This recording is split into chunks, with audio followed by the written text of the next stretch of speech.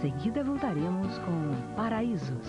Abertas perto da ponte Ari Torres e também da ponte da Vila Guilherme, o paulistano começa a perceber que a cidade de São Paulo tem sérios problemas de infraestrutura. Outras pontes e viadutos da cidade também estão em mau estado de conservação. Depois do acidente ocorrido na Ponte dos Remédios, começamos a olhar com um pouco mais de cuidado as pontes e viadutos. E nós percebemos que uma série delas estão com problemas de degradação, com problemas de infiltração. Qual seria a solução, então, para essas pontes e viadutos? Infelizmente, ao contrário do que ocorre na Europa e nos Estados Unidos, no Brasil não se faz a impermeabilização das pontes e viadutos. A água da chuva se infiltrando nas pontes e viadutos acabam provocando a corrosão da armadura, expondo a ponte a uma degradação precoce e perdendo significativamente a vida útil dessa estrutura. Quanto custa uma impermeabilização numa ponte ou num viaduto de São Paulo? A impermeabilização de uma ponte em um viaduto de São Paulo custa apenas R$ 25,00 o metro quadrado, isto é, mais ou menos 2,5% do custo da construção de uma ponte. Agora, se não fazemos a impermeabilização da ponte, acabamos por ter um processo de degradação dessas estruturas de concreto armado, acabando por ter custos de recuperação estrutural superiores a R$ 1.000 o metro quadrado. O minhocão é um caso crônico, existe muita infiltração de água no minhocão. O viaduto da Antártica, os viadutos da 23 de maio também estão com muita infiltração de água. Na sua opinião, qual seria a próxima ponte a ser reformada em São Paulo? A pior situação ou viaduto? Bom, eu não conheço todos os viadutos de São Paulo, mas, por exemplo, a Ponte do Limão, em função de problemas de ruptura de cabos de aço provocados pela passagem dos caminhões, já está numa situação que exige uma intervenção imediata. Um dos grandes problemas aqui na Ponte do Limão é a altura dos caminhões. Este aqui, por exemplo, nós acabamos de flagrar. Não conseguiu passar por baixo da ponte por causa da sua altura. Canal 21, São Paulo. Só verificar de fato aí o que acontece. Se o caminhão está fora da especificação e não pode circular, ou seja, é uma falha na fiscalização, ou então se o problema é da ponte. Se a ponte é muito baixa, não está adequada à lei. Alguém está errado nessa história. Também está errado quem não faz a impermeabilização. Não adianta fazer aquela economia que se faz em empresas grandes quando a coisa começa a apertar, não é? Ah, precisa cortar o custo, precisa cortar o gasto. Então diminui a qualidade do papel higiênico, não é? E manda embora a mulher do cafezinho. Isso não é economia que se faça. No caso, também não pode ser feito esse tipo de economia com algo que daqui a algum tempo pode causar o problema que causou no caso da Ponte dos Remédios. Não é? Não se pode fazer economia por mesquinharia. Economia sempre é bom, todo mundo gosta, o erário também, não é? Mas sem mesquinharia, sem que a cidade pague por isso. Fala que uma ponte é velha com 30 anos. Então os arcos romanos, os aquedutos que existem até hoje na Europa, não só em Roma, não só na Itália, mas como em toda a Europa, já deveriam ter caído há muito tempo. Não é? Os arcos da França, os arcos que estão lá na França, há quantos anos existem? O problema é a manutenção, só isso. Secretaria do Meio Ambiente inicia treinamento, que eu fico até nervoso em falar do rodízio, treinamento para funcionários das cidades do ABC Paulista. São 10 cidades que vão ajudar na fiscalização do rodízio. O treinamento dado por técnicos da CETESB e da Secretaria Estadual do Meio Ambiente foi dividido em 4 partes: orientação sobre poluição do ar, funcionamento do rodízio, distribuição de panfletos, fiscalização e contagem de veículos. Na próxima segunda-feira, o treinamento será dado aos funcionários das prefeituras de Osasco, Taboão da Serra, Guarulhos e para os policiais do CPTRAN, Comando de Policiamento de Trânsito da capital, e os cerca de 400 estagiários contratados para atuar na fiscalização da Operação Rodízio, que traz este ano novidades. A operação traz o rodízio do rodízio, né? Ela está um pouco mais ampla do que o ano passado, né? De vez de ser um mês, como foi o ano passado, ela praticamente está envolvendo 2 meses, com possível terceiro mês, que seria o mês de setembro. Agora, o que é o rodízio do rodízio? O rodízio do rodízio é justamente a mudança de placa num determinado período, porque senão acaba penalizando muito um certo usuário que tem uma certa placa. Veículos de placa 1 e 2 segunda-feira e 9 e 0 sexta-feira. Exatamente. De uma certa forma, nós estaremos penalizando sempre o pessoal que quer viajar na sexta-feira. Quer dizer, é um dos exemplos, né? A gente está fazendo isso justamente para não penalizar tanto sempre um final de placa para o fim de semana. E caminhão só vai poder circular, ou vai poder circular em determinadas vias em todos os dias, não é? Não, esse ano vai ser diferente, esse ano o caminhão não vai poder circular, porque é um absurdo, porque... Já pode. Daqui a pouco vai poder todos os dias. Não, aí também animais. Pode vir uma liminar aí a qualquer instante e a justiça determinar que para que os a perda não seja grande nas transportadoras. Já. Espera porque vem. Até dia 23, novas coisas ainda poderão acontecer. E só quem guia carro comum, carro de passeio, vai acabar ficando no rodízio. Eu não estou falando em causa própria não, porque carro de imprensa está liberado. Carro de imprensa está liberado. Não estou falando em causa própria não. Cuidado com o rodízio. Uma indústria automobilística investe 4 milhões de dólares em equipamentos que testam o sistema de emissão de poluentes de carros, veículos automotores. Dinamômetros de rolo é o nome deste equipamento recém-chegado ao Brasil. Equipado com tecnologia de ponta, o aparelho é utilizado para calcular a durabilidade dos componentes usados no controle de emissão de poluentes dos veículos. O aparelho custou 4 milhões de dólares e é o primeiro a ser instalado numa indústria automobilística brasileira. A máquina simula em dinamômetro a rodagem e durabilidade veicular e numa rodagem externa. A grande vantagem que esse equipamento tem é que ele tem uma repetibilidade, uma confiabilidade e uma segurança maior do que o carro rodando na externa.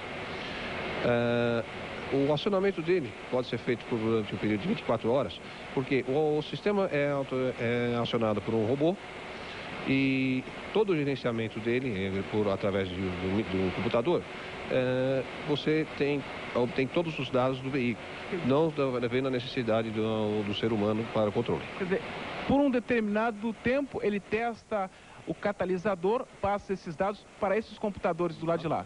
Exatamente. Ele passa e esses dados são armazenados e depois nós podemos fazer um controle, uma análise posterior sobre os dados obtidos. A grande vantagem é que o tempo de rodagem do carro é diminuída.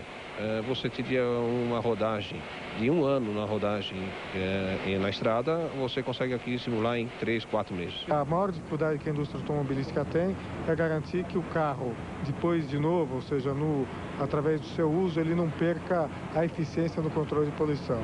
E até quero elogiar essa iniciativa que deve ser seguida pelas outras montadoras instaladas aqui no Brasil. Embora novidades aqui no Brasil, os dinamômetros já são amplamente utilizados nos mais modernos e desenvolvidos centros automobilísticos da Europa e Estados Unidos. Canal 21, São Paulo. Depois do intervalo, nós vamos falar da horta que existia na penitenciária do Estado. Não perca essa. Até já.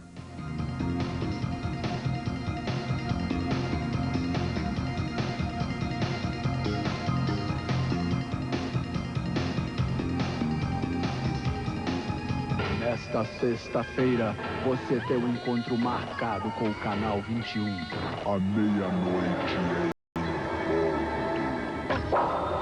O espírito de Lauter me enganou. Bem-vindos à casa de Lauter. Uma coisa levinha, para não deixar a data passar em branco. Porque esta sexta é Sexta-feira 13.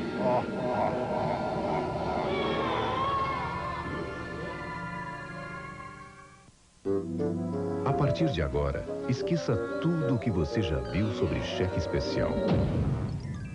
Trevo 13 Bandeirantes. 13 dias sem juros, sem tabelas progressivas e você ainda concorre a muitos prêmios. Agora quem tem cheque especial Bandeirantes tem Trevo 13. Se você não tem, abra já sua conta. Trevo 13 Bandeirantes. A partir de agora, 13 é o seu número da sorte.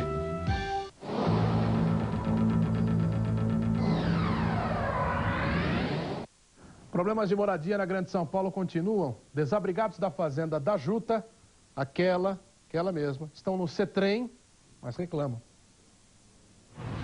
20 dias depois do conflito com a PM, 16 famílias que ocupavam prédios na fazenda da Juta têm um novo e tenebroso endereço. O CETREM, Centro de Triagem e Encaminhamento do Governo do Estado. É este o lugar que chamam de abrigo. Ar de presídio, cheiro de urina. Há fezes de animais espalhadas pelos corredores imundos. O chão só vê água quando existe um vazamento, o que não é raro. As crianças parecem não ligar para o descaso, mal sabem o risco que estão correndo. O sem-teto e a administração do CETREM convivem em permanente estado de conflito. Os invasores da Juta tiveram o mesmo destino que todos os outros sem-teto paulistanos. e reagem em tom de ameaça. Eu vou dar 15 dias.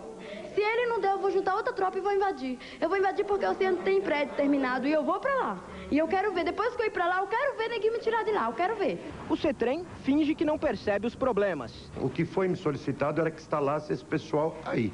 E é o que eu estou fazendo. Agora, se eles estão mal instalados ou bem instalados, é o que... eu não posso nem dizer que é o que eu tenho a propor.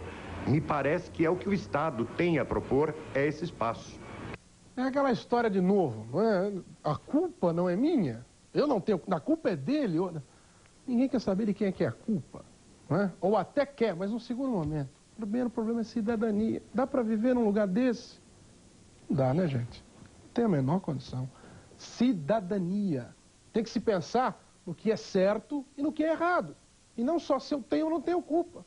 Tem que tentar resolver os problemas, como fizeram os homens do Corpo de Bombeiros na matéria que nós mostramos há pouco. Era coisa para o Corpo de Bombeiros fazer e buscar a senhora que estava passando mal? Era obrigação dos Corpos de Bombeiros? Não. Foi lá por quê? Razões de cidadania. E a droga, hein? Ela estava bem na cara da polícia. 10 quilos de maconha são apreendidos na horta da penitenciária de São Paulo. Na penitenciária tem uma horta que, com suas couves, alfaces e salsinhas, sempre esteve acima de qualquer suspeita. Mas um telefonema anônimo acabou com a inocência da horta. Sob as verdes folhas, enterrado, tinha um tempero muito especial para a salada: 10 quilos de maconha.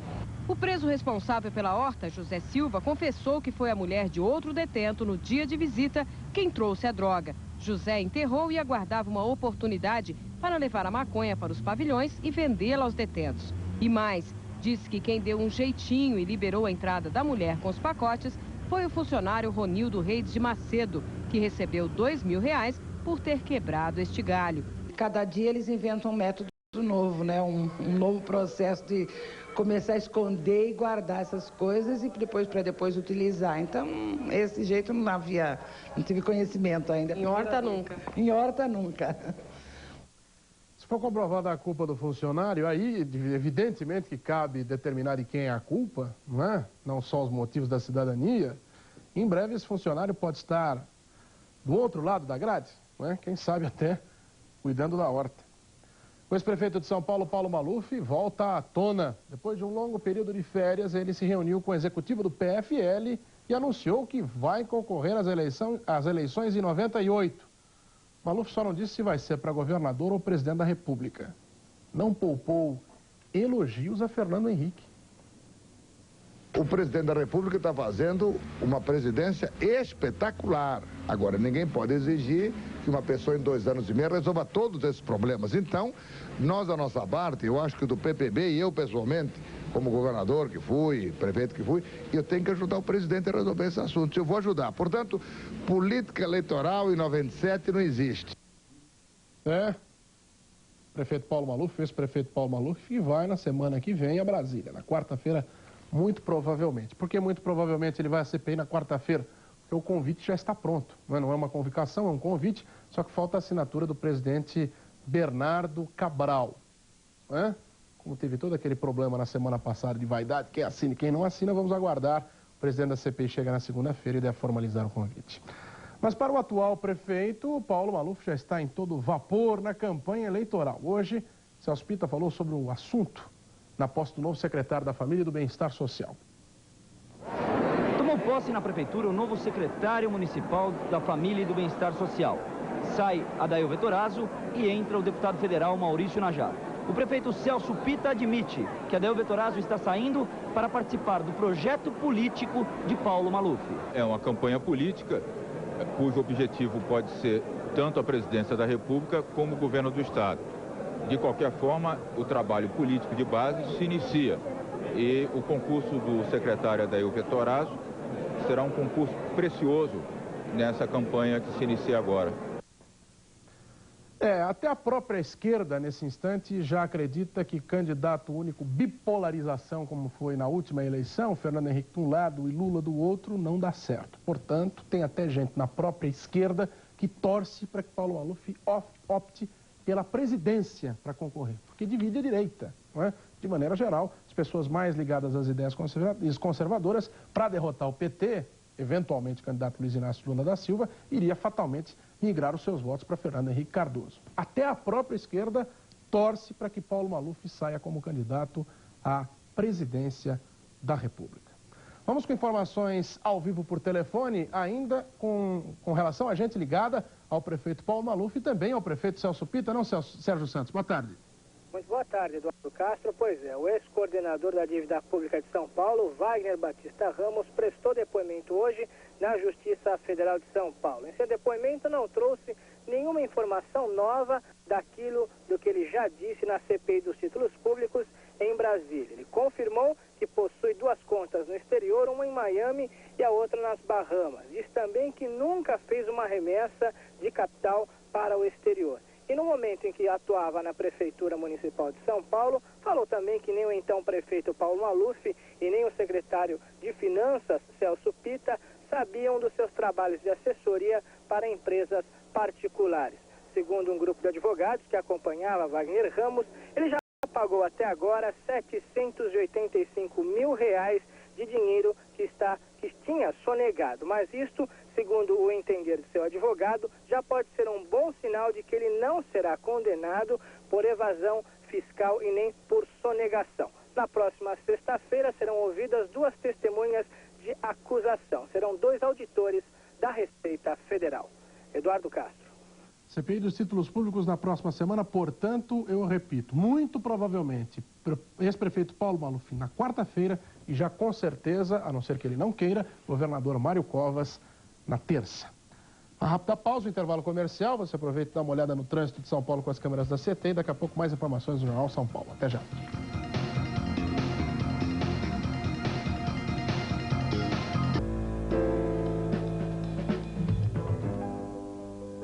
Le Ponte Japonais de Verny, a Ponte Japonesa, 1918-24. Monet às vezes pintava dezenas de obras sobre o mesmo tema. A Ponte Japonesa em seu jardim serviu de inspiração para uma série. Fala Paulo Klein. A Ponte Japonesa é novamente pretexto para a fúria da pintura de Monet. Gestos largos, recortes de não pintura, arte de ação, mental e temperamental. Monet estraçalha a figura e antecipa com esta obra a action painting de Pollock, a liberdade criativa de um de Kooning.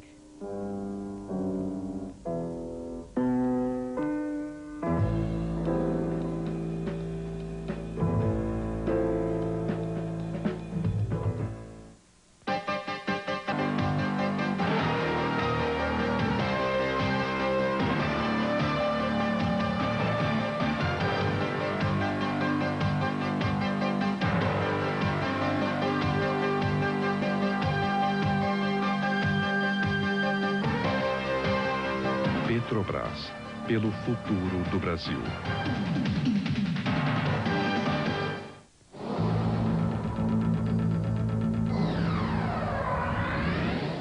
Atenção você que ainda não teve problemas com a sexta-feira 13 e que pretende terminar a sexta-feira 13 desse jeito. Atenção nas dicas. Sexta-feira 13, dia das bruxas, dia de lembrar de velhas superstições. Por exemplo, passar debaixo da escada pode ser arriscado. Se bem que em São Paulo atualmente, azarado mesmo, pode ser ficar debaixo de certas fontes. Seja lá como for, eu não vou arriscar. E para isolar, 3 batidinhas na madeira. Mas há mais coisas que se lembram na sexta-feira 13. O gato preto que cruza na sua frente, quebrar o espelho. Há muitas superstições e muita coisa que dá azar. Mas por que sexta-feira 13? Por que essa fama de azarento? O que esse dia tem que os outros não têm? Aí há uma confluência da sexta-feira, que é tido como um dia negativo, um dia de azar, talvez associado à morte de Jesus, que foi numa sexta-feira, com o fato de o número 13 ser um número especial na nossa cultura ocidental. Quando coincide de o número 13 ser uma sexta-feira, então a carga dobra, a carga negativa. Por quê? Por causa dos dois fatores. A sexta-feira, tido como um dia negativo, e o 13, tido como um número também de azar. É o dia, a sexta-feira, ou melhor, a noite de quinta para sexta, é o dia em que saem os lobisomens. Há umas formas de se cortar o azar. Por exemplo, se descobre no meio do banquete ou da refeição, não precisa ser banquete, que são 13 sentados à mesa. Então faça uma combinação delicada e no final faça um brinde e todos combinam de se levantar ao mesmo tempo. Porque todos levantando-se ao mesmo tempo, o pretenso azar se distribui em todos, então ninguém morre no próximo ano. Se a gente vira um gato preto na rua, é sinal de azar. Para cortar esse azar, a gente atravessa a rua e está cortado o azar. Se não for atropelado, não. Cuidado também aqui, ó. Data no computador por causa do vírus. Hoje não é dia 13 para o computador, tem que ser dia 14, porque tem o tal do vírus da sexta-feira 13 que destrói todas as memórias do computador. Então tem que mudar a data do computador. Se não mudou esse ano e deu sorte, prepara para o ano que vem. Hoje, para o computador, tem que ser dia 14. É só ir lá no setup, pumba, mudar a data para o dia 14. Não pode ter dia 13, porque senão o vírus entra. Engane o vírus dessa maneira. Mas a repórter Ruth Barros traz mais uma simpatia, só que agora não lembrando do dia da sexta-feira 13, mas sim no dia 13 de junho, que é o dia de Santo Antônio, o santo casamenteiro. Vamos ver. Dentre muitas simpatias desta época junina, envolvendo Santo Antônio, que é o tio do santo casamenteiro, uma diz que se deve escrever o nome de 3 candidatos em papeizinhos e amarrar esses papeizinhos nas pontas de um lençol. Na quarta ponta, também outro papelzinho sem nome nenhum. Bem, depois joga o lençol para cima, mistura-se, arruma-se a cama e vai-se dormir com os nomes. Só os papeizinhos? Só com os nomes dos papeizinhos, com os nossos papeizinhos. No dia seguinte, levanta-se, escolhe-se uma das pontas, desamarra-se e é o candidato a namoro e talvez casamento. E se cair no papelzinho branco? Não tem casamento no próximo ano. Bom, quem quiser tentar, então, fica aqui a simpatia dos papeizinhos. E a gente deseja boa sorte para o ano que vem. Canal 21, São Paulo. Janine Borba, muita moça casadoira aí na igreja para a missa de Santo Antônio. Você disse que tem hora em hora, né? Tem muita gente amarrando o santo de cabeça para baixo, também tem essa. Né, Janine? Tem várias simpatias. Eduardo Castro, nós falamos aqui do lado de fora da igreja de Santo Antônio do Pari, na zona norte da cidade. Estamos acompanhando a distribuição de pães que acontece todos os anos no dia de Santo Antônio. O santo casamenteiro, que aliás, o santo que também é conhecido por afastar as doenças e por ajudar aquelas pessoas a acharem os objetos perdidos. Eduardo Castro, dá só uma olhada na fila que chega até a Praça Padre Bento. Só mulher? Não. Não, na verdade, essa fila aqui é a fila das pessoas que vêm receber o pão bento. Elas acreditam que se guardarem um pedacinho desse pão dentro de uma caixinha com arroz ou com açúcar, nunca vai faltar nada dentro de casa. Isso é o que diz a lenda. Deixa eu conversar aqui um pouquinho com o Frei José Alamino, porque essas pessoas, elas recebem o pão lá no final e depois recebem também a bênção do Frei José Alamino. Deixa eu ver se eu consigo conversar com ele um pouquinho. Frei, saúde, muita alegria para viver. Quantas pessoas o senhor já benzeu no dia de hoje? Olha, eu já devo ter benzido umas 40, 50 mil pessoas, porque de manhã até agora é isso que você está vendo. Continuadamente vem gente e a gente vai benzendo. Ao total, umas 200 mil pessoas devem ter passado por aqui. Até que horas vai continuar essa distribuição de pães? A previsão é até 8 horas da noite. Agora que é quando termina a última missa e que sai a procissão? A procissão já sai às 7. Sai às 7. 7 horas já sai a procissão. A procissão faz uma volta no bairro e volta para a igreja? Exato, ela sai da igreja, dá uma volta pelas ruas do bairro, depois volta novamente à igreja. Obrigada, Frei. Pode continuar o seu trabalho. Eduardo, vamos ver se a gente consegue conversar com alguém aqui na fila. Vamos ver se eu pego uma mocinha para ver se ela fez alguma simpatia para tentar arrumar um namorado. Chances de você acertar são muitas, né? Aqui. Você fez alguma simpatia atrás de namorado ou você é casada? Não, ainda não sou casada. Não fez nenhuma simpatia? Não, por enquanto não. Você conhece alguma? Não, também não. Então eu vou ensinar, atenção telespectadores do Canal 21, vou ensinar para vocês e para ela que está na fila. Você pega... A Janine sabe qual é a simpatia. Vamos lá, Janine, vamos lá. Dizem que essa é... infalível. Certeira, infalível. 100%, vamos lá. Você pega um recipiente com água, ferve, com o Santo Antônio de madeira. Com essa água, você faz o café e oferece para aquela pessoa que você quer ter como marido, tá certo? Tá certo, tudo bem, vou fazer, se der certo. Boa sorte. Quem quer também. Eduardo, quem quiser vir pegar o pãozinho bento aqui na igreja de Santo Antônio, pode fazer até as 11 horas da noite. A procissão sai por volta de 7 horas, 8 horas da noite, mas a distribuição vai continuar até o final da noite de hoje. Se funcionar ou não, a gente vê na prática, não é? Mas que o café fica com um gostinho diferente, fica. Uma pausa comercial, até já.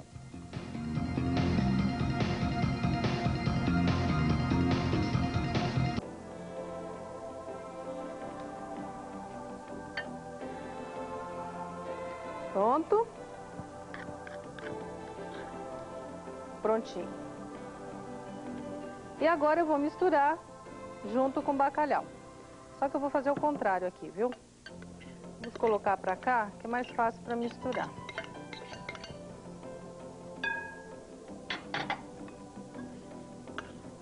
Eu vou colocar também a cebola, depois dos comerciais. Os seus cães para passear. A Prefeitura de São Paulo deu início nesta sexta-feira aqui no Parque do Ibirapuera a campanha Educa Cão. São 120 monitores espalhados por 11 pontos do parque. Qual é o objetivo básico dessa campanha? Basicamente, é uma campanha educativa que visa informar o proprietário do animal que ele deve recolher as fezes desse animal quando ele evacua nos gramados, playgrounds e alamedas, e também o uso obrigatório de coleira e guia para evitar acidentes de mordedura aos outros usuários. Esse pacotinho que você traz na mão, o que é? É basicamente um dispositivo para que a pessoa possa coletar as fezes. Uma das ideias de dispositivo. Aqui nós fornecemos uma pazinha e orientamos as pessoas como estar utilizando a pazinha. Após recolher as fezes, ela coloca neste envelope, neste coletor, fecha e coloca no lixo. Quais os riscos que as fezes dos animais trazem à saúde das pessoas que frequentam o parque? Os mais comuns são as verminoses. As verminoses são aqueles parasitas que ficam no trato digestivo do animal, que é eliminado juntamente com as fezes, podendo causar verminose nas crianças e também problema de pele, o tão chamado bicho geográfico. Eu gostaria de identificar o seu animal para um controle nosso, que ele já foi abordado dentro do parque. Quer dizer, cada animal que vocês abordam, cada pessoa, na verdade, que vocês abordam, vocês entregam um papelzinho como esse para que a pessoa não seja novamente abordada, é isso? Que ela já fique identificada. Isso já é feito em muitos outros países e eu acho que deveria ser feito aqui também. Esta campanha Educa Cão aqui no Parque do Ibirapuera vai acontecer durante 9 dias, sempre das 7 da manhã às 5 da tarde. Canal 21, São Paulo. Recolher o serviço do cãozinho não dói o dedo, não derruba a mão, somente traz mais saúde para a cidade. Depois de 1 ano e meio de espera, o paulistano volta a ouvir acordes na Catedral da Sé. O maior órgão de toda a América Latina fica aqui na Catedral da Sé, no centro da cidade. E há 1 ano e meio ele estava sendo restaurado, já que ele é muito antigo, é de 1954. O que teve que ser feito aqui? Bem, o trabalho de restauração foi extenso a todo o instrumento, sendo que a parte mais importante foi a total recuperação do 5º manual. Ele tem 5 teclados, como você pode observar, e o 5º manual há muitos anos era considerado irrecuperável, né? Porque ele foi totalmente destruído pelos cupins e agora recuperado, com material inclusive trazido da própria fábrica original da Europa para constituir o instrumento, né? E deixá-lo novamente em condições de uso total. O investimento na recuperação do órgão foi de $110 mil. E para comemorar essa devolução para a cidade de São Paulo, o maestro e organista Edson Leite começa a tocar a partir de segunda-feira. O que as pessoas poderão apreciar aqui? A partir de segunda-feira, as pessoas vão poder ouvir concertos com o órgão restaurado, então em pleno funcionamento. Eu estaria executando obras de Bach, Handel, Albinoni, vários compositores. O repertório está um repertório bastante eclético. Os concertos vão acontecer sempre do 12h30 à 1h30 da tarde. Canal 21, São Paulo. Contribuinte deixa de pagar a contribuição provisória sobre movimentação financeira, o CPMF, só que é com ordem da Justiça.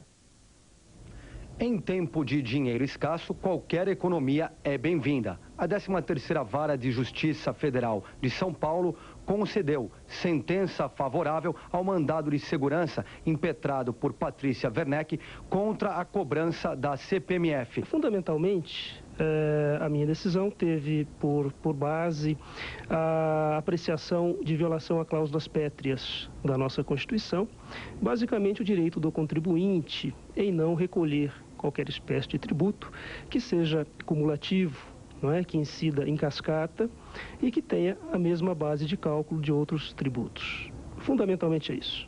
Essa decisão beneficiou uma pessoa apenas. As pessoas que não querem pagar mais a CPMF podem entrar na Justiça Federal em grupo e de que forma? Veja, os instrumentos processuais à disposição do cidadão com a Constituição de 88 são de diversas ordens. Evidentemente, isso caberá a quem eventualmente tiver esse interesse, contatar o seu advogado. Esse é o caminho que a justiça brasileira conhece, não é? O juiz só irá conhecer de alguma questão semelhante se houver uma provocação do interessado, dos interessados, devidamente representados em juízo. Muito obrigado. Essa decisão vale até o julgamento por parte do Tribunal Regional Federal de São Paulo. Canal 21, São Paulo. CPMF, que só nesse mês de maio arrecadou 594 milhões de reais. Por pouco tempo, pelo que parece. Pouco tempo também é a nossa pausa. Até já. Aquela umidade que é suficiente para deixar esse bolinho maravilhoso, né? Olha, bolinho de bacalhau é um perigo, hein, gente? Cuidado para não comer a porção toda, hein? Porque se bobear, vai mesmo. Não fica dormindo no ponto, senão você vai passar das suas calorias. Nós vamos colocar então a farinha de trigo, misturando bem até dar ponto. Essa farinha de trigo, ela depende muito da batata, do ovo. Então, se necessário, que rendeu bastante esse bacalhau aqui, que eu deixei ele bastante de molho na água, você pode colocar mais uma colherzinha aqui. E aí você vai misturar e colocar numa forma antiaderente. Então você pode fazer o seguinte, olha, molha a mão com um pouquinho do azeite e aí você faz as bolinhas. Só que tá faltando uma coisa aqui, viu? Ó, salsinha. Salsinha dá uma vida no bolinho de bacalhau, não dá? Pois é, precisa, né? Então agora você faz isso aqui, olha o tamanho dele, pra você ter uma ideia. Então é esse tamanho aqui, ó. Uma colher de sopa bem cheia. Então vai colocando um do ladinho do outro, até que você faça a porção toda. Aí você vai levar ao forno por aproximadamente uns 25 minutos, no forno médio, até que você sinta que ele está dourado e bonito. E anote aí, aproveite, né, para anotar o nosso endereço aqui na Rede Mulher, que é na Rua Granja Julieta, número 205, Santo Amaro, São Paulo, com redemulher.com.br. Então aqui nós vamos montar da seguinte maneira. Então vamos pegar um prato com um pouquinho de alface, é sempre bom para guarnecer. E colocamos um pouquinho do molho tártaro aqui na lateral. E aí nós vamos colocar os bolinhos aqui. Então aqui eu vou mostrar o tamanho da porção de 220. Deixa eu pegar aqui. Olha que delícia! Olha, o tempo de forno que você vai colocar os bolinhos é aproximadamente uns 25 minutos. E até que ele fique douradinho, como você está vendo aqui. Olha, eu vou preencher um pouquinho mais do molho, só para vocês terem uma ideia. Mas não come tudo isso de molho não, viu? Aproveita e come o bolinho no lugar que é melhor. É mais vantagem. Mais um pouquinho desse lado. uma salsinha aqui. Olha que gostoso. Você acha que tem muita caloria? Mas não vale a pena a gente comer um pouquinho mais calórico e saborear essa delícia? Bom apetite para vocês e até mais. Edu. Muito obrigado, Celso. Vale a pena mesmo no MIS, na Avenida Europa. Usuários de cartão de crédito. Dentro dele, há reproduções de obras de artistas, todos de primeira linha, como Gustavo Rosa, Aldemir Martins, Fukuda e vários outros. A compra dessas obras de arte pode ser feita pelo telefone e o pagamento parcelado em até 12 vezes. Como é que surgiu essa ideia? A American Express identificou que existia a oportunidade de criar um canal alternativo, uma galeria virtual, onde os associados com um simples telefonema poderiam adquirir uma obra de arte. Como é que funciona? O associado recebe o catálogo em casa através de uma mala direta, ele liga, solicita, verifica no catálogo em casa exatamente que tipo de obra ele gostaria de adquirir, solicita e ele recebe a obra em casa na maior comodidade. Medo, sangue, pá, e tiro.